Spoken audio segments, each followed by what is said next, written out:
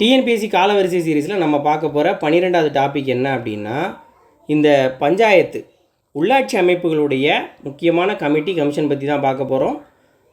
முதல் முக்கியமான பஞ்சாயத்துனால நமக்கு என்ன ஞாபகம் வரணும் அப்படின்னா, பஞ்சாயத்து பேக்கு எல்டிஜி, அதாவது பஞ்சாயத்தில் ஒரு பேக் கொடுக்குறாங்க. யார் கொடுக்குறாங்க அப்படின்னா லெஃப்டினன்ட் ஜென்ரல், அதாவது ஒரு ரிட்டையர்டான மிலிட்ரி லெஃப்டினன்ட் ஜெனரலுக்கு கொடுக்குறாங்க பேக், பஞ்சாயத்துலேருந்து கொடுக்காங்க அப்படிங்கிறத ஞாபகம் வச்சுக்கலாம். பஞ்சாயத்து பேக் யார் கொடுக்குறாங்க அப்படின்னா ஒரு மிலிட்ரி ஆளுக்கு லெஃப்டினன்ட் ஜெனரலுக்கு கொடுக்குறாங்க அப்படிங்கிறத ஞாபகம் வச்சுக்கலாம். ஏன்னா இது ஆர்டர் படி. இப்போ பீனா பல்வந்த் ராய் மேத்தா குழு, அடுத்து அசோக் மேத்தா குழு, அடுத்து ஜிவிகே ராவ். ஸோ இந்த பேக்குங்கிற வார்த்தையை ஞாபகம் வச்சுக்கணும். லெஃப்டினன்ட் ஜெனரல் மறந்தால் கூட பேக்கு பஞ்சாயத்தில் பேக் கொடுக்காங்க அப்படிங்கிறத ஞாபகம் வச்சுக்கணும். எல்லுங்கிறது எல்எம் சிங்கு, அடுத்து சிங்வி, அடுத்து இந்த டீங்கிறது துங்கன் கமிட்டி, ஜிங்கிறது காட்கில் கமிட்டி. ஸோ இதை வரிசையாக ஞாபகம் வச்சுக்கலாம். ஸோ இந்த 6 கமிட்டிகள் ரொம்ப முக்கியமான கமிட்டிகள். அதுபோக நம்ம என்னெல்லாம் பார்க்க போகிறோம் அப்படின்னா, இந்த பல்வந்த் ராய் மேத்தாவுக்கும் அசோக் மேத்தாவுக்கும் இடையில் 1960 76 வரைக்கும் பஞ்சாயத்து ராஜ் தொடர்பான ஸ்டடி குரூப்பு, அதே மாதிரி ஸ்டடி டீமு, ஒர்க்கிங் குரூப்பு, அதை மாதிரி ஒரு 13 குழுக்கள் இருக்குது. அந்த 13 குழுக்கள் என்ன வேலை செஞ்சுது, இதெல்லாம் ப்ரீவியஸ் இயர் கொஸ்டினில் கேட்டிருக்காங்க. ஸோ எந்தெந்த டீம் என்னென்ன, இப்போ பஞ்சாயத்து ராஜ் தேர்தல் தொடர்பான முக்கியமான குழு எது, தேர்தல் பற்றி ஆராய அமைக்கப்பட்ட குழு அப்படின்னு கேட்டால் சந்தானம் குழு, இப்படிலாம் நிறைய கேட்டிருக்காங்க. ஸோ அந்த குழுக்கள் பற்றி பார்க்க போகிறோம்.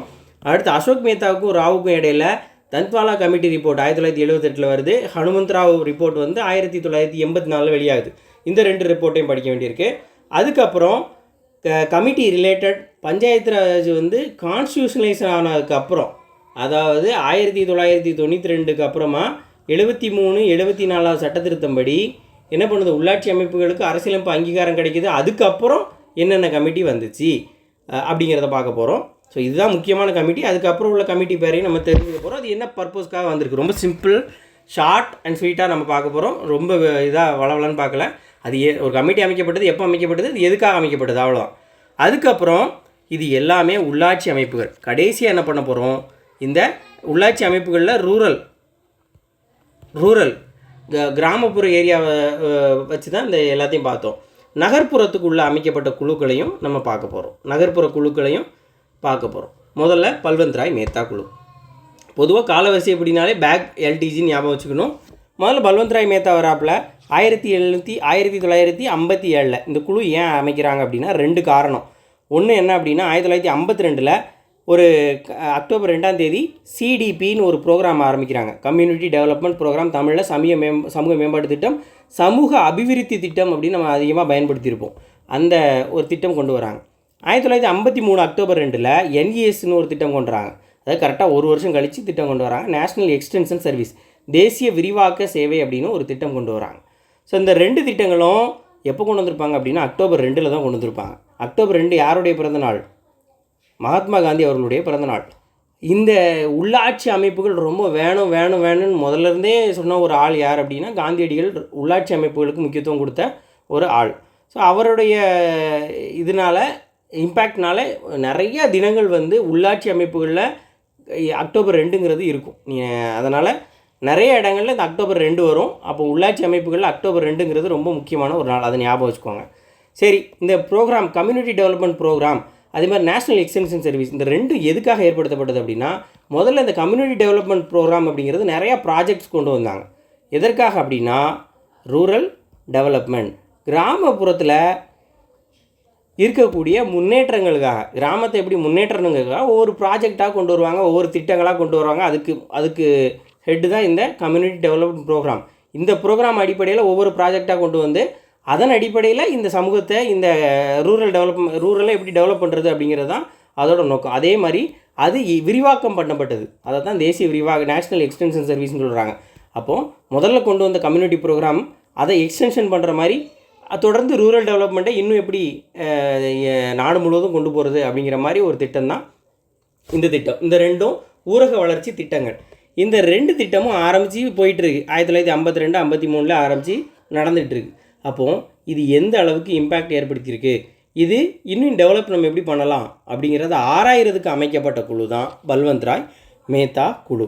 இந்த குழு ஆரம்பிக்கப்பட்டது 1957 ஜனவரி 16. அதே வருஷம் அறிக்கையை கொடுத்துட்டாங்க. எப்போ, நவம்பர் 24 என்ன செஞ்சுட்டாங்க, மாதம் அமைச்சிருக்காங்க, 11வது மாதம் என்ன செஞ்சுட்டாங்க, அனலைஸ் பண்ணி அந்த அறிக்கையை அரசாங்கத்துக்கு சமர்ப்பிச்சிட்டாங்க. அதை எப்போ ஏற்றுக்கிட்டாங்க அப்படின்னா ஜனவரியில் ஏற்றுக்கிட்டாங்க.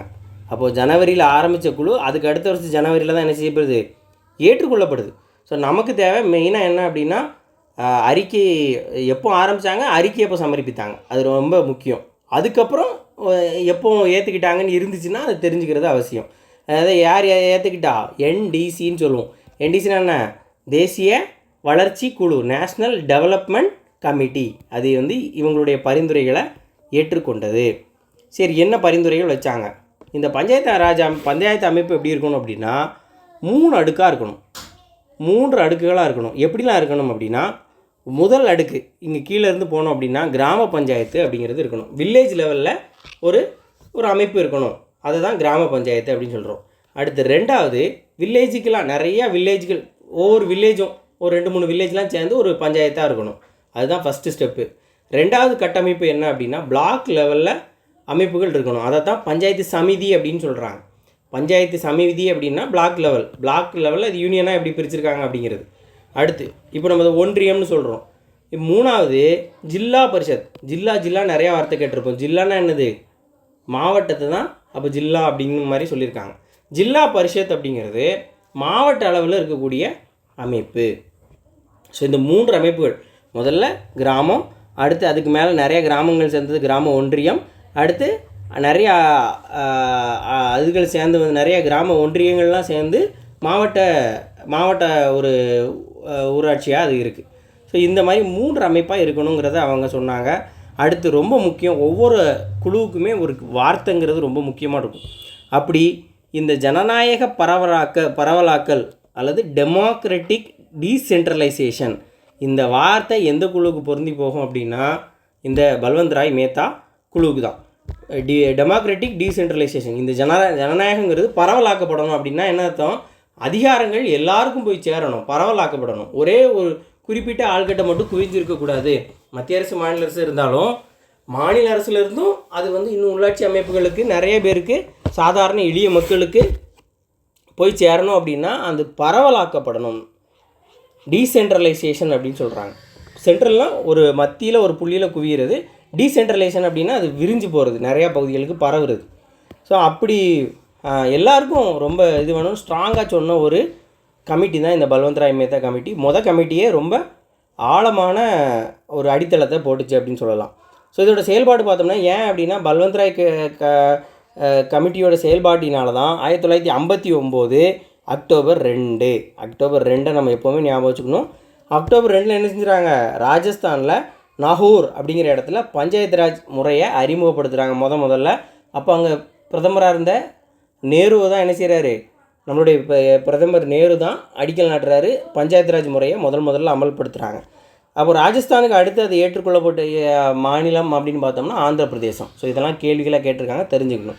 முதல்ல 52, ஸோ 52 அக்டோபர் 2 ஒரு ப்ரோக்ராமு, 53 அக்டோபரில் ஒரு ப்ரோக்ராமு, அடுத்து 57 இதை ஆரம்பித்து 57 ஜனவரியில் ஆரம்பிக்கிறாங்க, நவம்பரில் அறிக்கை சமர்ப்பிக்குது, அது திரும்ப 58 ஜனவரியில் அதை ஏற்றுக்கிறாங்க, திரும்ப 59 அக்டோபர் 2 இது ராஜஸ்தானில் இந்த முறை முதல்ல அமல்படுத்தப்பட்டது. அப்படி ஒரு அமைப்பை பஞ்சாயத்து ராஜ்னு ஒரு அமைப்பை என்ன செய்கிறாங்க, நிறுவுகிறாங்க. அடுத்ததாக இது என்ன சொல்கிறோம் அப்படின்னா பஞ்சாயத்து ராஜ் முறையுடைய மாபெரும் சாசனம், இந்த கிரேட்டர் சார்ட்டர் அப்படின்னு சொல்கிறாங்க. சார்ட்டர் அப்படின்னா சாசனம், கட்டளையே சாசனம் அப்படின்னா சார்ட்டருங்கிறது ஒரு பட்டய சட்டம் மாதிரி. அப்போ ரொம்ப முக்கியமான ஒரு குறிப்பிட்ட காலங்களில் செல்லுபடி ஆகக்கூடிய சட்டத்தை தான் சார்ட்டர் ஆக்ட் அப்படின்னு சொல்லுவோம். அதை ரொம்ப கிரேட்டர் சார்ட்டர் அப்படின்னு சொல்லக்கூடிய அளவுக்கு ரொம்ப பஞ்சாயத்து ராஜ் முறையுடைய ஒரு சார்ட்டர் ஆக்ட் மாதிரி செயல்படக்கூடியது இது அப்படின்னு சொல்கிறாங்க. சில இடங்களில் அதாவது மகாசாசனம் அப்படின்னே சில கொஸ்டின்ஸ்லாம் குறிப்பிட்டிருக்காங்க. பஞ்சாயத்து ராஜ் முறையுடைய மாபெரும் சாசனம் எதுன்னு கேட்டாலும் நம்ம பல்வந்த் ராய் மேத்தா அப்படின்னு தான் குறிப்பிடணும். சில கேள்விகள் எப்படி கேட்டிருக்காங்கன்னா மகாசாசனம்னே கேட்டிருக்காங்க. பஞ்சாயத்து ராஜ் முறையின் மகாசாசனம் அப்படின்னா என்ன, இது பல்வந்த் ராய் மேத்தா கமிட்டியோட அறிக்கை இருந்துச்சுன்னா அதை தான் நம்ம சூஸ் பண்ணணும். அடுத்ததாக அதே மாதிரி 1882 ரிப்பன் பிரபு உள்ளாட்சி அமைப்புகளை ஏற்படுத்துகிறாரு. அதுவும் மிக முக்கியமான ஒரு இது, அதையும் மகாசாசனம்னு சொல்லுவாங்க. ஸோ அதை கேள்வியை பொறுத்து நம்ம அனலைஸ் பண்ணிக்கணும். அடுத்து பல்வந்த் ராய் மேத்தாவுக்கு அப்புறம் நம்மளுடைய அசோக் மேத்தாவுக்கு முன்னாடி இவங்க 2 பேருக்கு இடையில் 1960லேருந்து 76 வரைக்கும் பஞ்சாயத்து ராஜ் ஆய்வு தொடர்பாக நிறைய குழுக்கள் ஏற்படுத்தப்பட்டது. குறிப்பிட்டு சொல்லணும்னா ஒரு 13 குழுக்கள் ஏற்படுத்தப்பட்டது. இது என்ன குழுக்கள், எப்போ ஏற்படுத்தப்பட்டது, இந்த கமிட்டியோட வேலை என்ன, இதுதான் ரொம்ப முக்கியம். இதை பெரும்பாலும் நிறையா ப்ரீவியஸ் இயர் கொஷனில் கேட்டிருக்காங்க. முதல்ல ராவ் கமிட்டி 1960 ஏற்படுத்தப்படுது. இந்த கமிட்டி என்ன பண்ணுது அப்படின்னா பஞ்சாயத்து ராஜுடைய புள்ளி விவரங்களை பகுத்தறிவுப்படுத்துறது. புள்ளி விவரம் அப்படின்னாலே ஜிவிஆர் ராவ் அப்படின்னு ஞாபகம் வச்சுக்கணும். அப்போது ஸ்டாட்டிஸ்டிக்ஸ் அப்படின்னா விஆர் ராவ். அடுத்து 61 எஸ்டி மிஸ்ரா கமிட்டியும் ஈஸ்வரன் கமிட்டியும். இது working group. SD Mishra working group. இந்த ஒர்க்கிங் குரூப் அப்படின்னா பணிக்குழுன்னு சொல்லுவாங்க. இந்த பணிக்குழுவோடைய வேலை என்னென்னா பஞ்சாயத்து மற்றும் கூட்டுறவு. அப்போது பொறுத்துக்கள் இந்த சைடு கொடுப்பாங்க, பஞ்சாயத்து மற்றும் கூட்டுறவு. பஞ்சாயத்து நிர்வாகம் இந்த சைடில் என்ன இருக்கும், ஈஸ்வரன் இருக்கும். இன்னொன்று யார், மிஸ்ரா இருப்பார். மிஸ்ரா என்ன செய்வார், அப்போ கூட்டு உறவு அப்படின்னா கோஆப்ரேட்டிவ் அப்படின்னா கோஆப்ரேட் பண்ணணும். யாருக்கு, மிஸ்ஸு கிளாஸ் நடத்தும் போது நம்ம என்ன செய்யணும், கோஆப்ரேட் பண்ணணும், அமைதியாக இருக்கணும், பாடம் கவனிக்கணும் அப்படின்னு ஞாபகம் வச்சுக்கோங்க. ஏதாவது ஒரு விஷயத்தை வச்சு ஞாபகம் வச்சுக்கணும். அதே மாதிரி இந்த புள்ளி விவரம் ஸ்டாட்டிஸ்டிக்ஸ்லாம் கேட்டால் ராவானாலும் என்ன செய்யணும், ஞாபகம் வச்சுக்கணும். டக்குன்னு ராத்திரியில் கேட்டாலும் புள்ளி விவரத்தை கரெக்டாக சொல்லணும். மிஸ்ரா என்ன செய்கிறாங்க, மிஸ் கோஆப்ரேட் பண்ணணும். அவங்க பாடம் சொல்லி கொடுக்கும்போது கோஆப்ரேட் பண்ணணும். அடுத்து ஈஸ்வரன் யாரை சொல்லுவோம், கடவுளை சொல்லுவோம். அவர் தான் நிர்வாகம் பண்ணுறவர், அட்மினிஸ்ட்ரேஷன் பண்ணுறவர். ஈஸ்வரன் தான் அட்மினிஸ்ட்ரேஷன். அடுத்து 61 2 குரூப் வந்திருக்கு. அடுத்து 62 2 டீம். 62 ஒன்று தான். ராஜகோபால் என்ன பண்ணுறாரு அப்படின்னா நீதி பஞ்சாயத்து, நியாய பஞ்சாயத்து அப்படின்னு சொல்லுவாங்க. நியாய பஞ்சாயத்து அப்படின்னா ஜஸ்டிஸ். நியாயங்கிறது எதை குறிக்குது அப்படின்னா ஜஸ்டிஸ். நீதி பஞ்சாயத்துகள் அப்படின்னு சொல்லக்கூடியது. பஞ்சாயத்துகளில் இந்த மாதிரி சில இடங்களில் அவங்களுக்கு அந்த அது அந்த அதோடு சேர்த்து சில நீதி வழங்கக்கூடிய அதிகாரங்கள், அப்படி சொல்லணுன்னா எப்படி சொல்கிறது, சில அதிகாரங்கள் இருக்கும்ல, அதை தான் என்ன சொல்கிறாங்க அப்படின்னா அதை பற்றி அனலைஸ் பண்ணுறதுக்கு அமைக்கப்பட்ட டீம் தான் இந்த ராஜகோபால் அப்படிங்கிற டீம். அப்போ ராஜா அப்படிங்கிறது நீதி, ஞாபகம் வச்சுக்கோங்க, ராஜா தான் நீதி வழங்குறாரு. அடுத்து 63 3 கமிட்டி. அப்போது இது ஈஸியாக ஞாபகம் வச்சுக்கலாம். 3 கமிட்டி, 63 3 கமிட்டி. முதல்ல என்ன, திவாகர் ஸ்டடி டீம். இந்த டீம் எதை ஸ்டடி பண்ணும், எதை ஆய்வு மேற்கொள்ளும், இதை பற்றி அப்படின்னா பஞ்சாயத்து ராஜ் இன்ஸ்டியூஷன் அப்படிங்கிறது ஒன்று ஆரம்பித்தாச்சு. நம்ம அங்கே ராஜஸ்தானில் முதல்ல பஞ்சாயத்து ராஜுங்கிறத ஒரு நிறுவிட்டோம். அப்படி தொடர்ந்து ஒவ்வொரு கட்டமாக ஒவ்வொரு பகுதியிலையும் பஞ்சாயத்து ராஜ் அப்படிங்கிற முறை அமல்படுத்தப்பட்டு வருது. இப்போ இந்த பஞ்சாயத்து ராஜ் அப்படிங்கிற இதில் கிராம சபையுடைய நிலை என்னவாக இருக்குது? பஞ்சாயத்து ராஜுங்கிறது என்ன, பஞ்சாயத்து ராஜ் அப்படிங்கிறது ஒரு கிராம லெவலில் ஒரு பஞ்சாயத்துன்னு ஒரு அமைப்பு இருக்குது. அந்த நிறையா பஞ்சாயத்துகள்லாம் சேர்ந்து ஒரு பஞ்சாயத்து ஒன்றியமாக இருக்குது. அந்த ஒன்றியங்கள்லாம் சேர்ந்து ஒரு மாவட்ட பஞ்சாயத்தாக இருக்குது. இந்த மாதிரி ஒரு அடிப்படை கட்டமைப்பு இருக்குல்ல. இதே மாதிரி நகர்ப்புறம்னு எடுத்தோம்னா நகராட்சி, பேரூராட்சி, அதே மாதிரி அதுக்கப்புறம் மாநகராட்சி, இந்த மாதிரி அந்த கட்டமைப்புகள் இருக்குது. இது எல்லாத்தையும் கம்பேர் பண்ணும்போது பஞ்சாயத்து மட்டும் பார்க்கும்போது பஞ்சாயத்தில் கிராம சபையுடைய நிலை என்ன, கிராம சபை எப்படி இருக்குது, வலிமையானதாக இருக்கா, அதோடைய சட்டங்கள் எப்படி இருக்குது, அதோடைய திட்டங்கள் எப்படி இருக்குது, அதோடைய செயல்பாடுகள் எப்படி இருக்குது, அதை பற்றி ஆராய்ச்சி செய்கிறதுக்கு தான் யார் வரா, திவாகர் வராரு. அப்போது அது திவால் ஆயிடக்கூடாது, கிராம சபை திவால் ஆயிடக்கூடாதுன்னு வரதான் யார், திவாகர் வராரு. கிராம சபை அப்படின்னா திவாகர். அடுத்து ராமகிருஷ்ணர் என்ன செய்கிறார் அப்படின்னா நிதிநிலை திட்டமிடுறதும் கணக்கு பண்ணுறதுக்கும் யார் வராரு, ராமகிருஷ்ணர் வராரு. ராமகிருஷ்ணர், ராமானுஜம் இல்லை, அதனால் என்ன செய்கிறோம், ராமகிருஷ்ணரை என்ன செய்கிறோம், அக்கௌண்ட் அண்டு பட்ஜெட் போடுறதுக்கும் அக்கௌண்ட் ப்ரொசீஜருக்கும் யாரை செய்கிறோம், ராமகிருஷ்ணர் ஐயரை கூப்பிடுறோம். அடுத்து சந்தானம் யார் அப்படின்னா ஃபினான்ஸ். ஏன்னா சந்தானம் நிறையா படங்களை ப்ரொடியூஸ் பண்ணுறாரு, அதனால் ஃபினான்ஸ். படத்தில் நடிக்கிறனால அடுத்த தேர்தலில் கூட அவர் நிற்கலாம். அப்போ பஞ்சாயத்து தேர்தல் தொடர்பான குழு அப்படின்னா கமிட்டினா சந்தானம் கமிட்டி. ஆனால் அது 1965. 63 சந்தானம் கமிட்டி நிதி கமிட்டி. ஸோ அப்போ பஞ்சாயத்து ராஜ் நிதி சம்மந்தப்பட்ட கமிட்டி ஸ்டடி டீம் யாரோடது அப்படின்னா சந்தானமோடது. அதே மாதிரி தேர்தல் சம்மந்தப்பட்டது என்னன்னா சந்தானம் கமிட்டி. இந்த ரெண்டுமே சந்தானம் அவர்களை தலைமையாக கொண்ட டீம் தான். அடுத்து 65 இன்னொரு அமைப்பு என்ன அப்படின்னா ஆர்கே கண்ணா அவருடைய ஸ்டடி டீம். இவங்க என்ன செய்கிறாங்க அப்படின்னா ஆடிட் அண்ட் அக்கௌண்ட் பண்ணுறாங்க. அதை என்ன செய்கிறாங்க, தணிக்கை பண்ணுறாங்க. நடத்திருக்கக்கூடிய எல்லா கணக்கு வழக்குகளையும் தணிக்கை பண்ணுறது அப்படிங்கிற மாதிரியான விஷயங்களை ஆய்வு செஞ்சது தான் யார்? ஆர்கே கண்ணா. கண்ணை வச்சுக்கிட்டு நல்லா என்ன செய்யணும், தணிக்கை இப்போ ஆடிட்டு செக் பண்ணணும், எந்த தப்பு நடந்திருக்கா இல்லையா அப்படின்னு செக் பண்ணுவோம்ல. அதுக்கான ஒரு ஸ்டடி டீம். நான் சொல்கிறது எல்லாமே ஒரு ஞாபகம் வச்சுக்கணும் அப்படிங்கிறதுக்காக தான். அடுத்து ராமச்சந்திரன் கமிட்டி. ராமச்சந்திரன் கமிட்டியை பொறுத்த வரைக்கும் பயிற்சி மையங்கள், ட்ரைனிங் சென்டர், பஞ்சாயத்து ராஜோடைய ட்ரைனிங் சென்டர் அப்படின்னா ராமச்சந்திரன் நமக்கு ஞாபகம் வரணும். ராமச்சந்திரன்னா யார்? ஜி ராமச்சந்திரன், எம்ஜி ராமச்சந்திரன் அப்படின்னு ஞாபகம் வரணும். எம்ஜிஆர் என்ன செய்வார்? 3 அடி வாங்கிட்டு ட்ரைனிங் பண்ணிட்டு தான் என்ன செய்வார்? திரும்ப அடிப்பார். அதே மாதிரி எம்ஜிஆர்னாலே ட்ரைனிங், ராமச்சந்திரனாலே ட்ரைனிங் அப்படிங்கிறத ஞாபகம் வச்சுக்கணும். அடுத்து வி ராமநாதன். ராமநாதன் அப்படின்னாலே நில சீர்திருத்தம்.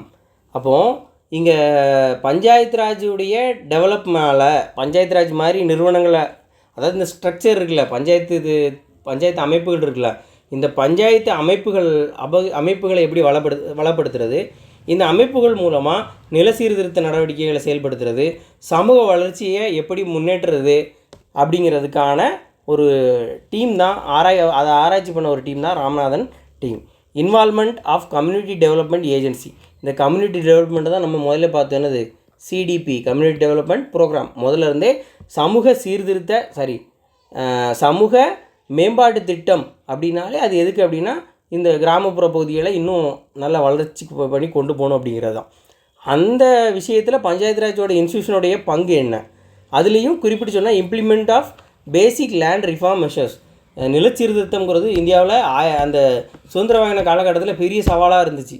அப்போ அதுக்கு பஞ்சாயத்து ராஜோடைய பங்கு என்ன? அந்த நில சீர்திருத்தத்தில் முதல்ல பஞ்சாயத்து ராஜ் அமைக்கும் போது அதை எப்படி பண்ணணும், அதை எப்படி டெவலப் பண்ணணும்னு யோசிச்சாங்க.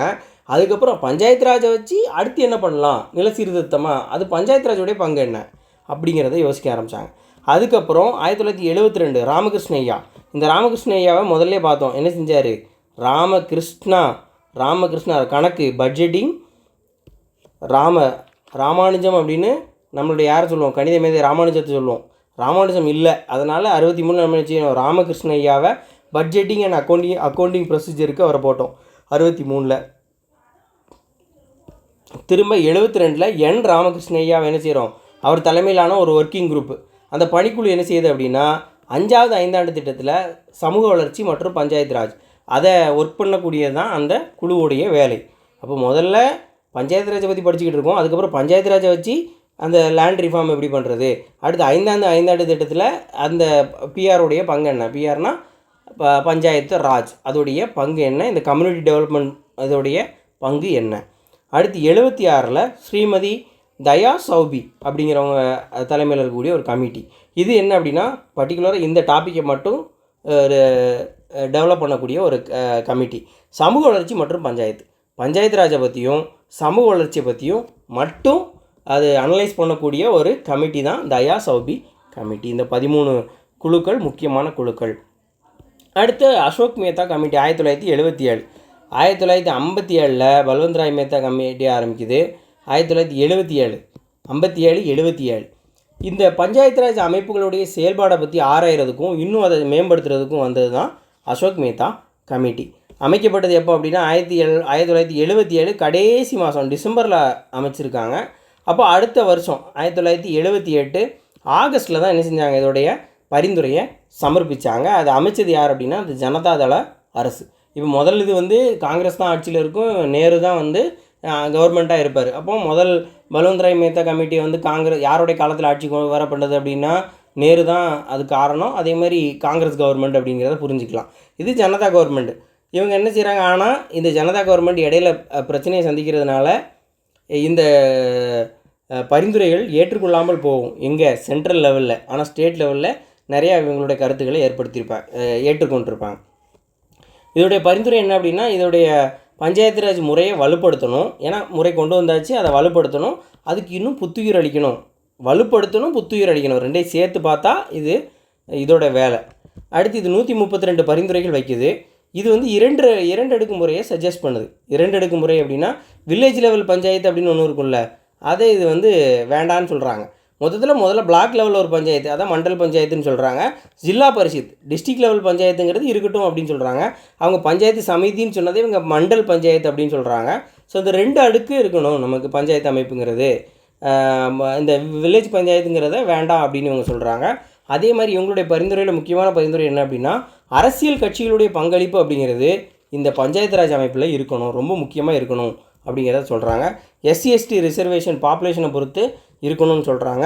இவங்க ஜனதா கவர்மெண்ட்டை கொண்டு வந்ததுனால அவங்க அந்த அந்த ஆட்சி கவுக்கப்படுறதுனால சென்ட்ரல் அளவில் இதை இவங்களுடைய அடுத்து வரக்கூடிய கவர்மெண்ட் இதை ஏற்றுக்கிடலை. ஆனால் இவங்களுடைய விஷயத்தை அடுத்து யார் ஏற்றுக்கிறா அப்படின்னா கர்நாடகா, மேற்கு வங்காளம், ஆந்திர பிரதேசம். ஸோ 3 ஸ்டேட்டில் இந்த விஷயம் நல்லா இருக்கு அப்படின்னு சொல்லிட்டு இது இம்ப்ளிமெண்ட் பண்ணாங்க. அடுத்து தந்த்வாலா கமிட்டி 1978 ஒரு ரிப்போர்ட் கொடுக்குறாங்க. ஹனுமந்தராவ் கமிட்டிங்கிறது 1984. இந்த 2 கமிட்டி எங்கே இருக்குது? அசோக் மேத்தா அந்த இப்போ பிஏஜி இந்த பேகுக்குள்ளே என்னெல்லாம் இருக்குது அப்படின்னா பிஏ இவங்க இடையில் ஒரு 13 கமிட்டி இருக்குது. இவங்களுக்கு இடையில் ஒரு 2 இருக்குது, அதை ஞாபகம் வச்சுக்கணும். பேக் எல்டிஜிக்கு இதை ஞாபகம் வச்சுக்கணும். இந்த 2 மட்டும் 13 சின்ன சின்ன கமிட்டியாக இருக்கும் இந்த பிக்கும் ஏக்கும் இடையில். அடுத்து ஏக்கும் ஜிக்கு இடையில் 2 ரிப்போர்ட் இருக்குது. என்னது? ஒன்று Dantwala committee report, Hanumantha Rao committee report. இப்போது இடையில திடீர்னு இப்போ ஹனுமந்தராவ் ஆப்ஷனில் கொடுத்துருந்தாங்கன்னா அந்த பிக்கும் ஏக்கும் ஜிக்கும் இடையில் ஹனுமந்தராவை நம்ம சேர்த்துக்கணும். ஸோ பிளாக் லெவலில் பிளான் பண்ணுறது தான் என்னென்ன பிளானிங்லாம் பண்ணணும் அப்படிங்கிறத முழுமையாக ஆராய்ச்சி சொன்னது தான் இந்த தந்த்வாலா கமிட்டி. இது டிஸ்ட்ரிக்ட் லெவலில் பண்ணது ஹனுமந்தராவ் கமிட்டி. அப்போது முதல்ல பிளாக் லெவலை பற்றி தான், பிளாக் லெவலில் என்ன மாதிரி பிளானிங்லாம் பண்ணணும் முழுக்க இந்த பிளாக் லெவல் பிளானிங் அப்படிங்கிறத சொன்னது தான் தந்த்வாலா கமிட்டி. டிஸ்ட்ரிக்ட் லெவல் மாவட்ட அளவில் அதை சொன்னது அது என்னது பிளாக் லெவலில் அதை சொன்னச்சு. அடுத்து ஜிவிகே ராவ் கமிட்டி 85 அமைக்கிறாங்க, 86 அது பரிந்துரையை கொடுக்குறாங்க. இதை பொறுத்த வரைக்கும் இந்த வார்த்தை ஞாபகம் வச்சுக்கணும், கிராஸ் வித்தவுட் ரூட். அதாவது வேரற்ற புற்கள் அப்படின்னா ஒரு புல் ரொம்ப ஆழமாக வேர் இல்லாத புல் எப்படி இருக்குன்னா பிடிங்கி தூர போட்டுடலாம், ரொம்ப எளிதாக இருக்கும், அது ஒன்றுத்துக்கும் பிரயோஜனப்படாது. அதான் வேர் இல்லாத புல் மாதிரியானது எது? பஞ்சாயத்து ராஜ். எப்படி அதிகாரம் அதுக்கு இல்லைன்னா அது புல் மாதிரி தான் அப்படின்னு சொன்னது தான் இந்த ஜிவிகே ராவ் கமிட்டி. அப்படின்னா பஞ்சாயத்து ராஜுக்கு சும்மா பேரளவில் வச்சு பிரயோஜனம் கிடையாது, அது புல் மாதிரி சும்மா நின்று பிரயோஜனம் கிடையாது. வேறு இல்லாமல் அது புல்லுனா பிடுங்கி போட்டுடலாம், அதுக்கு பிரயோஜனமே இல்லை. அதை தான் வேரற்ற பொருட்கள், வேர் இல்லாத கிராஸ் வித்தவுட் ரூட் இல்லாத கிராஸ் அப்படின்னு சொல்கிறாரு பஞ்சாயத்து ராஜா.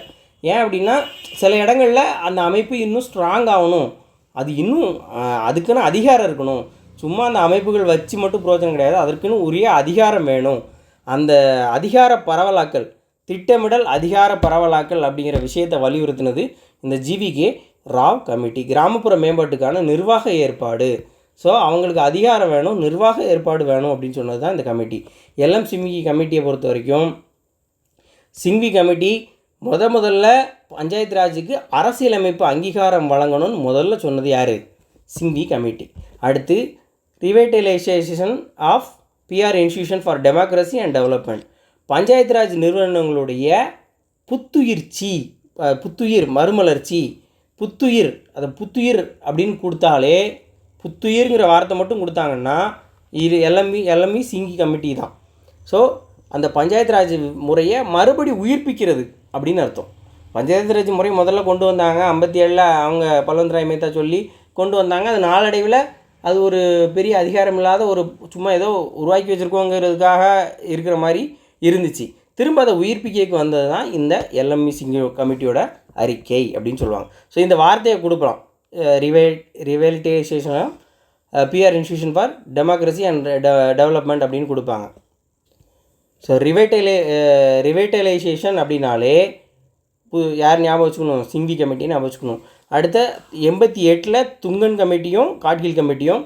துங்கன் கமிட்டி தான் முதல்ல இது ஒரு டைம் பீரியட் கொடுங்க அப்படின்னு சொன்னது. 5 ஆண்டு காலம் அந்த ஆட்சி இருக்கட்டும். 5 ஆண்டு காலம்ங்கிறது ஒரு அமைப்பு இருக்குது அப்படின்னா அதோடைய தலைவர்களை தேர்ந்தெடுத்து அந்த அரசு அந்த அமைப்பு செயல்படுறதுக்கு ஒரு 5 ஆண்டு காலம் நிர்ணயிக்கணும் அப்படின்னு சொன்னது துங்கன் கமிட்டி தான்.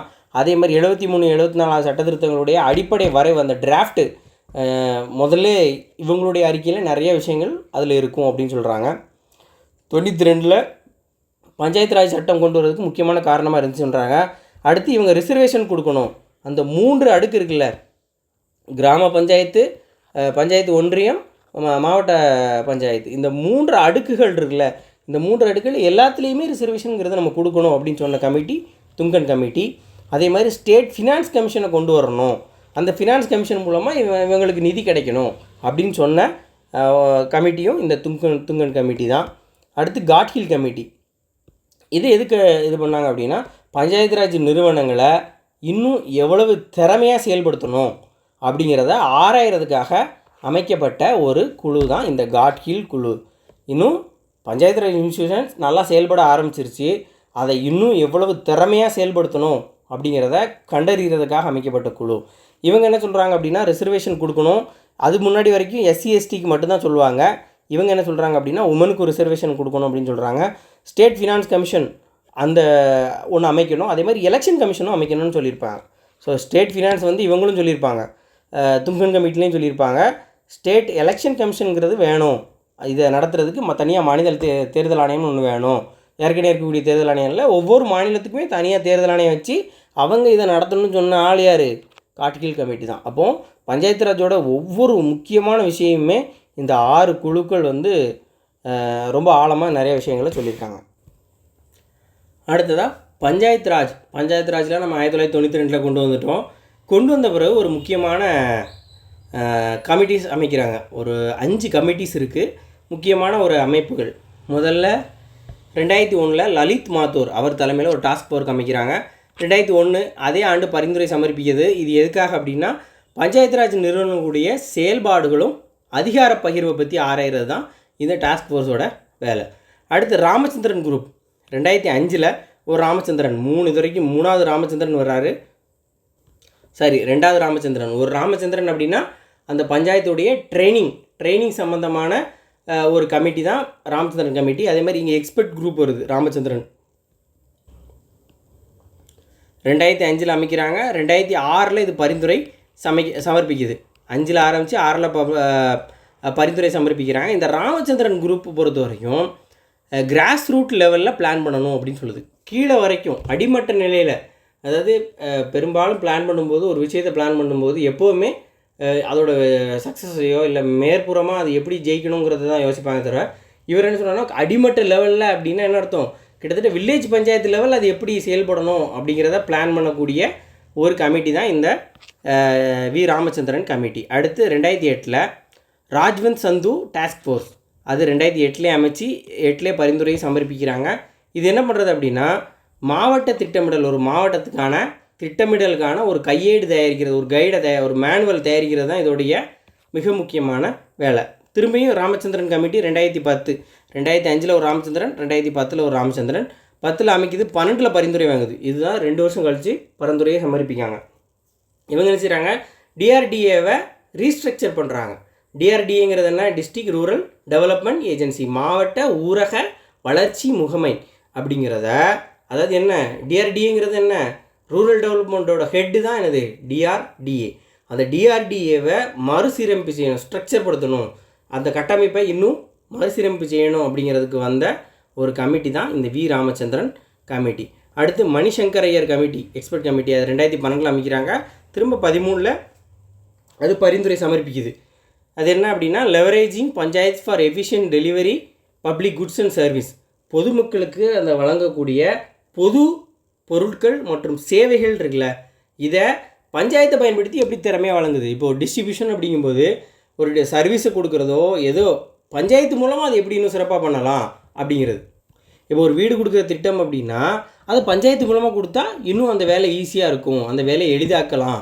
பஞ்சாயத்துனா அந்த பஞ்சாயத்து லெவலில் கொடுக்கும்போது நிறைய பேருக்கு வாய்ப்பு கிடைக்கும், அது கரெக்டான ஆட்களுக்கு போய் சேரும், அப்படி சில விஷயங்கள் இருக்குல்ல. ஸோ அந்த மாதிரி இதை தான் மணிசங்கர் ஐயர் கமிட்டி. அடுத்து என்னது, அர்பன் லெவலில் நகர்ப்புற அளவில் உள்ள கமிட்டிகள் 1949 51 கமிட்டி, வட்டால் கமிட்டி, பிகே வட்டால் கமிட்டி. அது என்ன செய்கிறாங்க அப்படின்னா, அந்த லோக்கல் ஃபினான்ஸ் என்கொயரி கமிட்டி, அது என்ன செய்யும், உள்ளாட்சி நிதி தொடர்பான விசாரணை குழு என்கொயரி குழு, நிதி சம்பந்தமாக. உள்ளாட்சிங்கிறது இங்கே எதை குறிக்குது, நகர்ப்புற உள்ளாட்சியை குறிக்குது. அடுத்து ஜான் மத்தாய் 1953 54 வரைக்கும் Mathai committee, taxation enquiry commission, வரி விசாரணை ஆணையம், இது எல்லாமே நகராட்சி தொடர்பான குழுக்கள். 63 to 65 நூருதீன் அகமது அவருடைய கமிட்டி. இந்த கமிட்டி ரொம்ப முக்கியமான கமிட்டி. என்ன அப்படின்னா, நகராட்சி ஊழியர்களுடைய பயிற்சி, ட்ரைனிங், முனிசிபல் எம்ப்ளாயிகளுடைய ட்ரைனிங் சம்மந்தப்பட்ட குழு. இந்த ட்ரைனிங்கோடைய சஜஷனால் 1967 ஒரு இது உருவாக்குறாங்க, centre for urban and environment studies. New டெல்லியில் ஒரு அமைப்பு உருவாக்குறாங்க. இவங்களுக்கு ட்ரைனிங் கொடுக்குறதுக்குனே ஒரு அமைப்பு, அர்பன் பற்றி, என்விரான்மெண்ட் ஸ்டடீஸ் பற்றி படிக்கிறதுக்கான ஒரு சென்டர் உருவாக்குறாங்க. 68 ரீஜனல் சென்டர் உருவாக்குறாங்க. இதோடைய மெயின் சென்டர் எங்கே? நியூ டெல்லியில் உருவாக்குறாங்க. அடுத்து அர்பன் லெவலில் எங்கெல்லாம் உருவாக்குறாங்க அப்படின்னா, கொல்கத்தா, லக்னோ, ஹைதராபாத், மும்பை. 67 ஒரு சென்டர் உருவாக்குறாங்க. எங்கே? இந்த ட்ரைனிங், நகராட்சி ஊழியர்களுடைய பயிற்சி தொடர்பாக ஒரு அமைப்பை உருவாக்குறாங்க. திரும்ப அதை ஒவ்வொரு இடத்துலையும், முக்கியமான இடத்துல கொல்கத்தா, லக்னோ, ஹைதராபாத், மும்பையிலையும் உருவாக்குறாங்க. அப்போது இவங்களுடைய ட்ரைனிங் சம்மந்தமான கமிட்டி அப்படின்னா நூருதீன் கமிட்டி. அதே மாதிரி பஞ்சாயத்து ட்ரைனிங் அப்படின்னா யார் வரணும்? ராமச்சந்திரன் அப்படிங்கிறது நமக்கு ஞாபகம் வரணும். AP Jain committee 63 66. இந்த கமிட்டி என்ன செய்யுது அப்படின்னா, ரூரலுக்கும் அர்பனுக்கும் உள்ள ரிலேஷன்ஷிப் பற்றி ஆராயறதுக்கு அமைக்கப்பட்ட கமிட்டி. அதாவது ஊரக நகர்ப்புற உறவுகள், ஊரகத்துக்கும் நகர்ப்புறத்துக்கும் உள்ள உறவுகளை பற்றி ரெண்டுக்கும். இப்போ நகராட்சி ஒரு அமைப்பு செயல்படும், இங்கேயே பஞ்சாயத்து அமைப்பு செயல்படும். இந்த ரெண்டுக்குமான ரிலேஷன்ஷிப் என்ன?